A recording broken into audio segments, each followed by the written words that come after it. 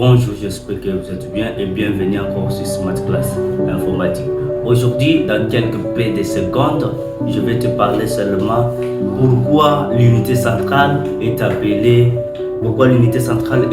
souvent les cerveaux de l'ordinateur ou soit les guerres de l'ordinateur. Pourquoi l'unité centrale est appelée le cerveau de l'ordinateur. Donc aujourd'hui, je vais essayer un peu de vous montrer pourquoi on a toujours l'habitude d'appeler l'unité centrale le cerveau de l'ordinateur. Parce que nous avons parlé dans une autre vidéo que l'unité centrale c'est le cerveau de l'ordinateur. Maintenant, je vis des commentaires pourquoi l'unité centrale est le cerveau de l'ordinateur. Donc aujourd'hui, je vais vous parler pourquoi l'unité centrale est le cerveau de l'ordinateur. Merci beaucoup. Donc, on va maintenant commencer. D'abord, qu'est-ce que l'unité centrale? L'unité centrale fait partie des éléments de l'ordinateur. Parce que si nous regardons bien sur les éléments de l'ordinateur, il y a deux. Il y a le périphérique et aussi l'unité centrale. Et si nous voyons le périphérique, ce sont les dispositifs connectés sur l'ordinateur, connectés sur l'unité centrale plutôt. Donc tous les dispositifs connectés à l'unité centrale, ce sont quoi? Ce sont les périphériques. Et si nous parlons des périphériques, là nous voyons les écrans, les claviers, la souris, etc., etc. Maintenant, il y a aussi l'unité centrale.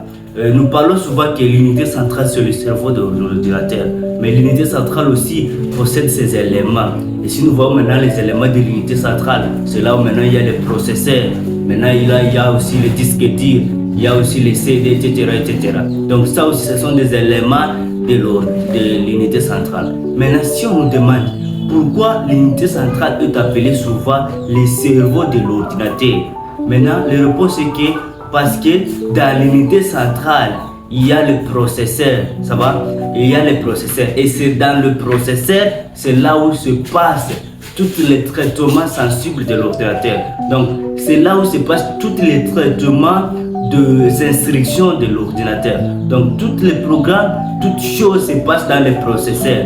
Donc, c'est pourquoi on appelle quoi? L'unité centrale, le cerveau de l'ordinateur. Parce que c'est dans l'unité centrale, c'est là où il y a le processeur. Et le processeur, c'est là où on traite toutes les informations.